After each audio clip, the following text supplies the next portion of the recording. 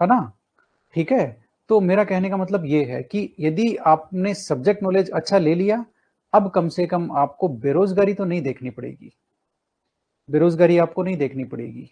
एक बात मैंने आपको पहले भी बताई होगी, जो मतलब कि सच है। एमएससी करने के बाद 1 साल तक जो मैंने पढ़ाई करी थी, है ना? नेट वगैरह को प्रिपेयर करने के लिए, गेट वगैरह को प्रिपेयर करने के लिए, ठीक है? वो करने के बाद में जैसे ही मेरे एग्जाम निकलने लगे, मुझे इस बात का एहसास हो गया था कि मैं लाइफ में पैसे कम नहीं कमाऊंगा। क्योंकि मुझे उस चीज का पता चल गया था कि यदि आपका सब्जेक्ट नॉलेज अच्छा है तो आपके एग्जाम तो धड़ाधड़ निकलेंगे ही निकलेंगे, है ना? लेकिन आप उससे हासिल कुछ भी कर सकते हो। आप सोशल रेपुटेशन हासिल कर सकते हो उससे, ठीक है ना? समाज में आपकी प्रतिष्ठा होगी यदि आपका एक सब्जेक्ट को ले आप देखो ना, आज की तारीख में जितने लोग सक्सेसफुल हैं, वो हर फील्ड के एक्सपर्ट थोड़ी हैं। नहीं, वो केवल एक फील्ड के एक्सपर्ट हैं, केवल एक चीज के एक्सपर्ट हैं। जो प्लेयर है वो ऐसा थोड़ी कि हर गेम का एक्सपर्ट है, हॉकी का खिलाड़ी क्रिकेट भी खेलता है, ऐसा कोई तो ऐसा देखा है क्या? नहीं देखा ना। ठीक है ना? वो एक चीज का एक्सपर्ट है। जैसे नीरज चोपड़ा है, वो केवल भाला फेंकने का एक्सपर्ट है, केवल एक चीज का एक्सपर्ट है। तो जो आजकल चाहे चीज छोटी हो चाहे बड़ी हो, उसमें एक्सपर्ट बन गया, वो चलता है इस दुनिया में, वो ही चलता है इस दुनिया में। बात बात को समझो। आप अपनी तरफ देखो, अपने चारों तरफ देखो, इवेल्युएट करो कि आज की दुनिया में जो मोस्ट सक्सेसफुल लोग हैं वो कौन है, उन्होंने क्या किया ऐसा। आपको पता चलेगा कि वो एक चीज को लेकर के चले, ठीक है, और उसके एक्सपर्ट बन गए, और उसके एक्सपर्ट बन गए तो दुनिया उनको पूजने लग गई। यही सच्चाई है। इसलिए एक चीज को पकड़िए और उसके एक्सपर्ट बन जाइए, फिर देखो दुनिया आपके पीछे है, जैसे आप मेरे पीछे हो। बात समझ में आई कि नहीं आई? है ना? फिर फिर आपको बात समझ में आ रही है? आप रिलेट कर पा रहे हो? मैंने अपने आप को एक चीज का एक्सपर्ट बनाया, आज आप मेरे पीछे हो। ये सच्चाई है कि नहीं है? सच्चाई है ना? आप क्यों आए मेरे पीछे? क्यों आए? आप आए मेरा एक्सपर्टाइज देख करके, राइट और नॉट? राइट, आप मेरा एक्सपर्टाइज देख करके आए कि भाई ये आदमी कैसे एनालाइज कर रहा है चीजों को। ये जो है वो इतना एक्सपर्ट है इस एग्जाम का। मैंने क्या किया? मैंने सिर्फ एक एग्जाम को पकड़ा और मैंने अपना जो एक्सपर्टाइज है वो इसी में किया। उसका रीजन क्या था आपको पता है? मैंने 2011 से इसको शुरू किया, बीच में छोड़ा नहीं। लेकिन मैंने, यदि मेरे भी दिमाग में ये आ जाता कि मैं सेकंड ग्रेड पढ़ाने लग जाऊं, मैं खत्म हो जाता। खत्म। मैंने वो नहीं किया। मैंने एक पकड़ा और उसी पे चलता रहा। 2011 में पढ़ाया मेरे फ्रेंड को मेरे साथ रख करके। 2013 में मैंने ऑफलाइन पढ़ाया 6 लोगों को, उसमें 2 सिस्टर हैं, दोनों आज स्कूल में प्रिंसिपल हैं, ठीक है। उसके बाद में मैंने पढ़ाया 2015 16 में जो भर्ती लगी थी, 15 में जिसका एग्जाम 16 में लगा था, उसमें 3 स्कूल लेक्चरर हैं, ठीक है ना? 17 लोगों का वो बैच था। उसके बाद में मैंने 2018 में और 22 में मैंने पढ़ाया नहीं, वहां 22 में मैं यूट्यूब पे आ गया, 18 में मैंने कुछ नहीं किया, क्योंकि उस समय मैं खुद पीएचडी कर रहा था। मैं खुद पीएचडी कर रहा था। तो आप यही है, देखिए आप जो करते हैं पूरा दीजिए उसको। मैं पीएचडी कर रहा था तो मैंने स्कूल लेक्चरर की वैकेंसी को काट दिया लिस्ट से कि ये मेरे को नहीं करना अभी। प्रायोरिटी एकदम क्लियर होनी चाहिए, क्या करना है और क्या नहीं करना है। अप्रोच एकदम क्लियर होनी चाहिए, जो कर रहे हैं और पूरा फोकस उसी पे करना है कि ये करना है तो यही करना है और करके बताना है। अध कचरा काम नहीं करना कि शुरू किया और छोड़ दिया, ये नहीं चलता। तैयारी करनी है तो ऐसी करनी है कि एग्जाम लगे उसी दिन सिलेक्शन डिक्लेयर कर दें कि मेरा सिलेक्शन है, रोक के बताओ। ठीक है? ऐसी तैयारी करनी है। इसलिए कह रहा हूं वैकेंसी कम है, मैं जानता हूं कट ऑफ ज्यादा जाएगी, मैं जानता हूं। लेकिन इसका इलाज ये नहीं है कि हम हाथ पे हाथ धर करके बैठ जाएं या मैदान छोड़ करके निकल लें। ठीक है? यदि यदि आपने फर्स्ट ग्रेड की अब तक अच्छे से तैयारी कर रखी है तो इसको बिल्कुल मत छोड़ना। यदि आपने फर्स्ट ग्रेड का फर्स्ट पेपर की अच्छे से ठीक ठाक तैयारी करी है, सब्जेक्ट नॉलेज को यदि आपने 60% भी कवर कर लिया है, इसको बिल्कुल मत छोड़ना। ठीक है? यदि आप मूव ऑन कर गए तो आप अपना नुकसान करेंगे, ये याद रखना इस चीज को, है ना? तो मेरा कहने का मतलब ये है कि आप चीजों को देखिए और एनालाइज कीजिए। और मेरा खुद का जो केस है वो मैं इतनी इतनी अच्छी तरह से खोल करके मैंने आपके सामने रखा है, उससे भी आपको समझ में आएगा कि चीजें क्या हो रही है ना?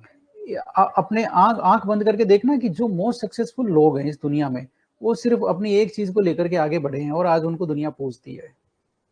आपको भी वही करना है जो मैंने किया है, जो बाकी सब कर रहे हैं, है ना? आप देखो ना, जो जो क्या बोलते हैं, हालांकि किसी की उपलब्धि छोटी या बड़ी नहीं होती है, किसी की भी कोई उपलब्धि होती है, उसको कभी भी इस बात से नहीं आंका जाता कि ये इस काम में इन्होंने वो किया है, वो नहीं है। मेरा कहने का मतलब ये है कि आप किसी भी छोटे काम में या बड़े काम में, छोटा सब्जेक्ट, बड़ा सब्जेक्ट, छोटा एग्जाम, बड़ा एग्जाम, कोई भी एग्जाम है, यदि आप केवल उसी पे फोकस रहते हैं और अपना पूरा टाइम उसको देते हैं, तो निश्चित रूप से सिलेक्शन आपको मिलेगा। इसमें कोई किंतु परंतु नहीं है।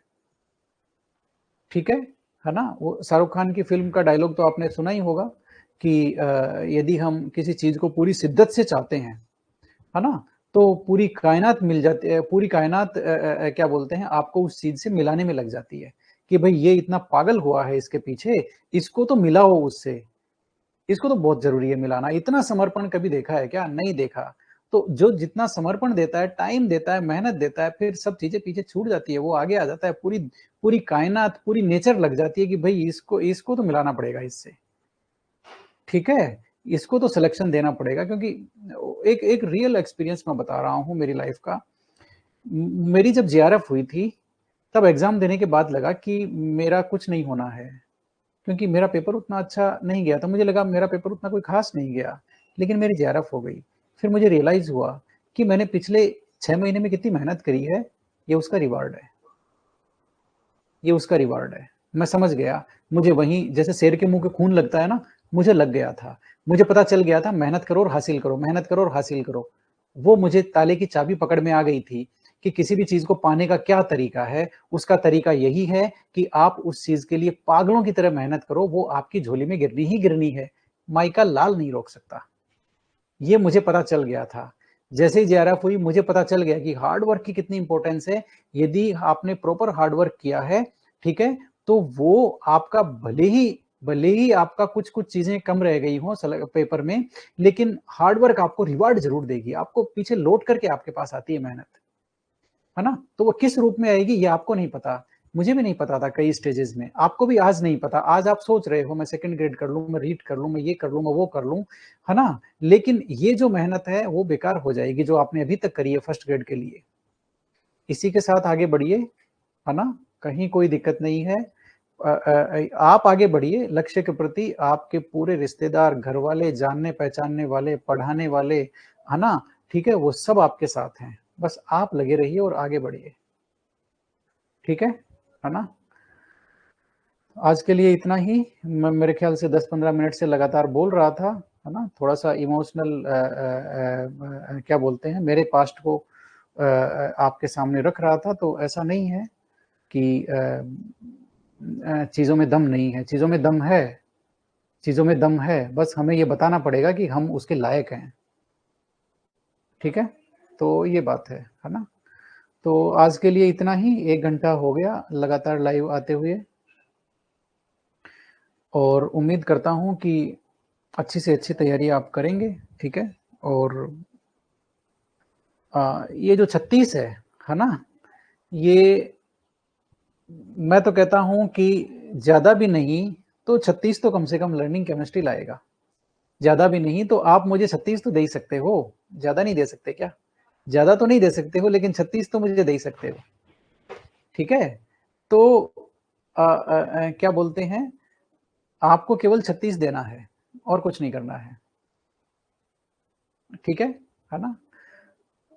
तो ये बात है, इसलिए लग जाइए और करके दिखाइए, लग जाइए और करके दिखाइए। ये बताइए कि आप में कितना पोटेंशियल है, ये बताइए। आपके आसपास की जो दुनिया है उसको ये बताइए कि आप में कितना दम है, आप में कितना पोटेंशियल है, आप क्या करके बता सकते हो। आप पत्थर से भी पानी निकाल सकते हो। आप 36 क्या 3 सीट हो तो भी सिलेक्शन करा के बता सकते हो। ये बताने का समय है दुनिया को, वो बता दीजिए। आप ये मत कहिए कि मुझ में दम नहीं है, वो 36 है, मैं सेकंड ग्रेड में जा रहा हूँ बोल करके। वो आप मत कीजिए। यदि आप एक सही मोड पर हैं तो इसको बिल्कुल मत छोड़िए और इस चीज को अंजाम देके बताइए कि मैं हूं असली खिलाड़ी और मैंने सीट की बिना परवाह किए अपनी तैयारी को जारी रखा और ये एंश्योर किया कि एक्सपेक्टेड कट ऑफ यदि 350 के आसपास रहेगी तो मेरा सिलेक्शन जरूर होगा। ठीक है, और ये एंश्योर करते हुए मैंने पूरी तैयारी की और मैंने सिलेक्शन लेके दिखाया। ठीक है, तो अपना दमखम दिखाओ, दुनिया को दिखाओ कि मुझ में है दम। 36 हो चाहे 3 हो चाहे 6 हो, मुझे कोई फर्क नहीं पड़ता। I will go with my target. ठीक है, मैं मेरे टारगेट के साथ जाऊंगा, उसके लिए जाऊंगा, करके दिखाऊंगा। ठीक है ना, करके दिखाऊंगी, सिलेक्शन लेके दिखाऊंगी, कहीं कोई प्रॉब्लम नहीं है। सिलेक्शन तो देखो खून तो मांगता है, खून मांगता है। वो कहते हैं ना, तुम मुझे खून दो मैं तुम्हें आजादी दूंगा। वो बात एकदम सही थी।